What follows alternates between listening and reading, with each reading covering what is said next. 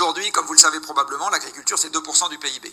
Ce qui veut dire que le prix de la nourriture stricto sensu, je n'inclus pas son transport, je n'inclus pas son emballage, je n'inclus pas sa transformation et je n'inclus surtout pas le salaire du magasinier ou du serveur si vous allez chez Carouf ou si vous allez manger une omelette au bar tabac du coin. Eh bien, ça veut dire que le prix de la nourriture stricto sensu, c'est 2% de ce qu'on gagne aujourd'hui. 2% de ce qu'on gagne. C'était entre la moitié et les 2 tiers de ce qu'on gagnait il y a 2 siècles.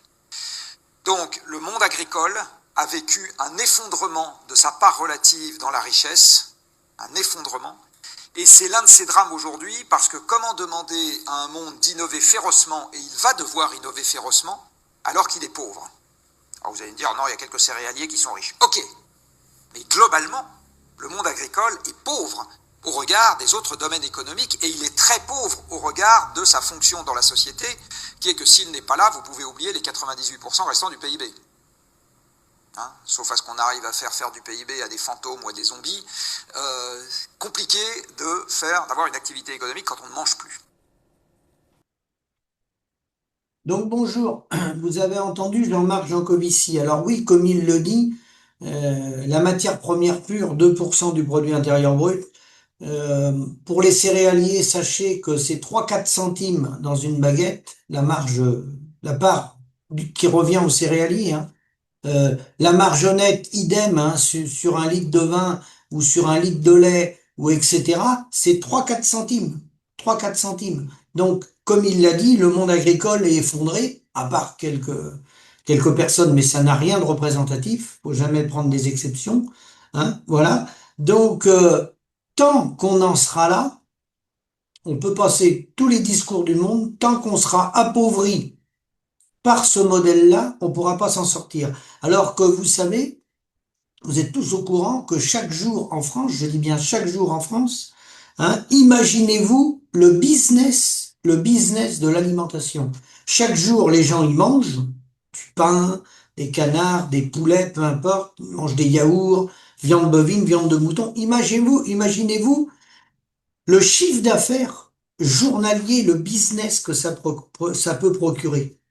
Et tous les acteurs qui participent à ce business, du départ de l'exploitation, en passant par les abattoirs, en passant par les laiteries, en passant par la logistique, en passant, comme il l'a dit, par le magasinier, par les labos, par tout le tertiaire qui vient se greffer sur l'activité agricole. Imaginez-vous les sommes d'argent qui sont dépensées chaque jour.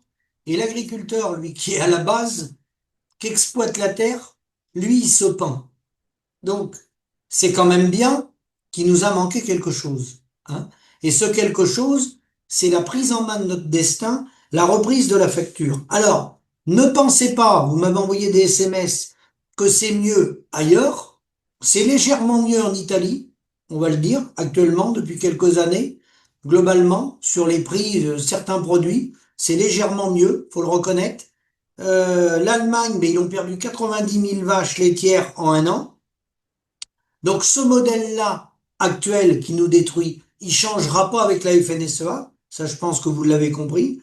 La FNSEA, à travers le groupe Avril, Arnaud Rousseau, anciennement Xavier Belin, c'est le premier importateur de soja et de colza OGM, soja et colza OGM traités aux pesticides dans les pays, Brésil, etc., Canada, d'accord?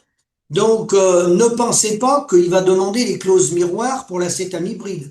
Il fait diversion, il va envoyer des petits soldats dans les magasins, il va relancer les manifestations à l'automne pour la sécheresse et pour l'acétamipride et contre Sandrine Rousseau, contre d'une manière générale l'agribashing, mais c'est pas lui qui va résoudre votre problème. Votre problème, Jean Covici l'a dit, c'est la facture. C'est la part de la matière première agricole qui nous est payée, puisque c'est pas nous qui faisons la facture, c'est ça qui nous appauvrit. Donc, faut pas aller plus loin.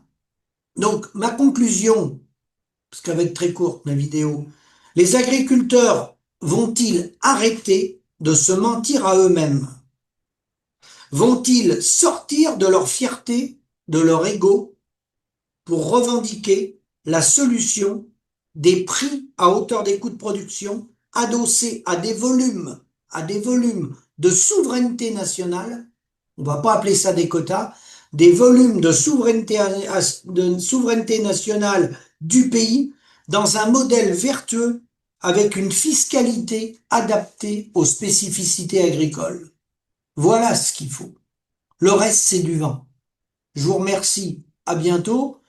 N'oubliez pas, nous, le travail continue. Si vous avez besoin, via le SAMU, d'un conseiller retraite, des nutritionnistes, des dossiers MSA, je vous réponds, les dossiers MSA. Je suis passé vous voir, pour la plupart d'entre vous.